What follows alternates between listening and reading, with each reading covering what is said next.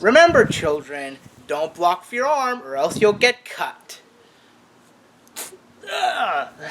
Bisected. I'll try this one.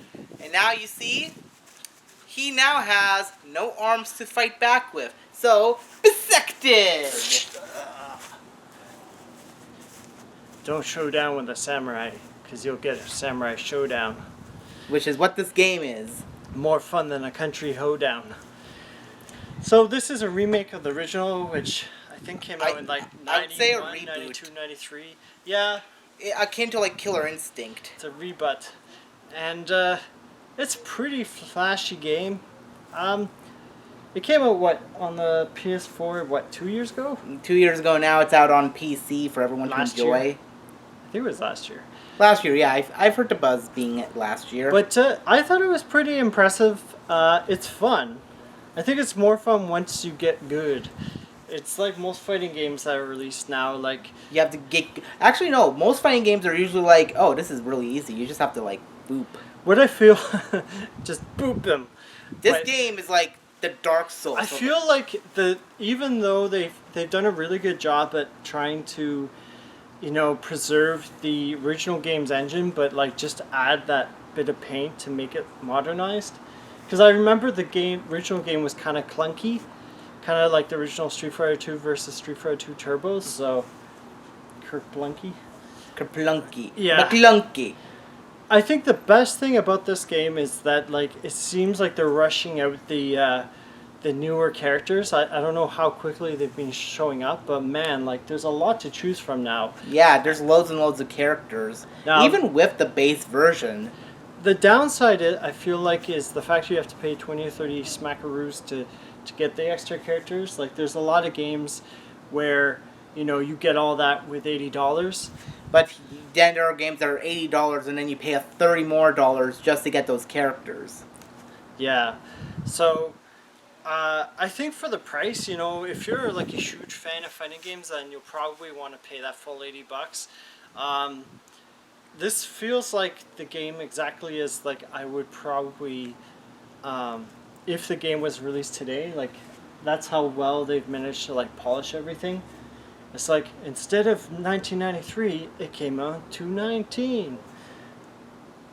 I couldn't, other than asking for more characters and levels, I think it does a decent job. That's what I'm trying to get at. It's kind of hard to explain. They did a really good job in making it from a 2D fighter to a pseudo 2.5D fighter. What do you think? I think it's a really good fighting game. There's a lot of there's a lot of good characters in it. There's a lot of good moves in it. I do find that some of the moves at first I found it to be a little easy because there's this one move I can use in the game that just knocks off a quarter of a person's health, and I basically waded through one character with just this one move. But then you get to the later bosses and all that, or the later characters in one final boss, and they were powerful. Yeah, I feel like it just, I don't know if it's just the boss suddenly got harder or the AI it's dynamic, but I'm pretty sure the AI is not dynamic.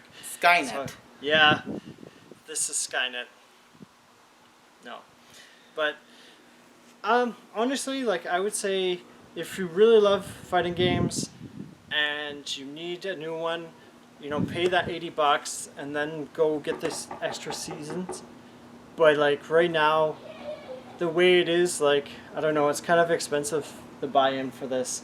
So I would definitely say for what's there, I would give it probably a 9 out of 10. Oh yeah, the game's just the price is a little bit high. The game's quality, the game's challenge, even against we've only played against one online opponent, but it was really cool to see there's a ghost mode where you can fight against players' ghosts. Yeah.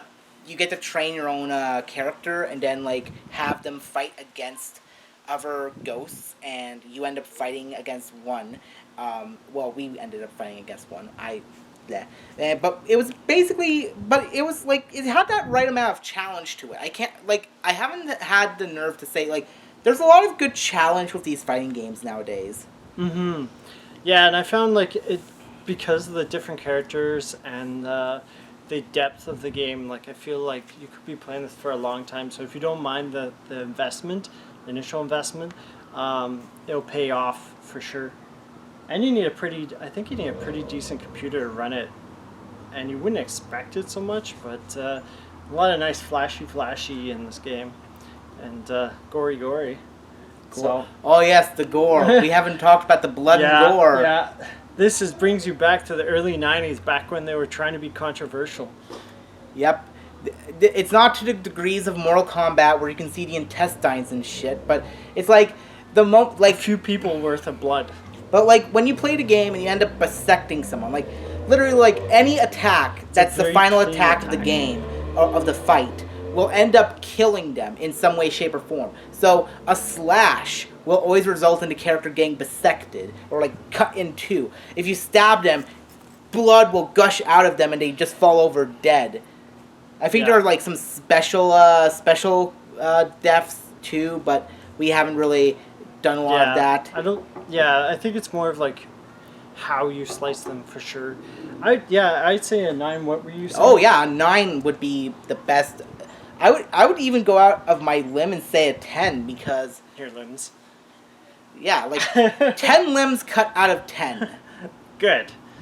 I would give it 10 bisectomies out of 10. Keep on bisecting. But 9 overall. Alright. Don't forget to slash.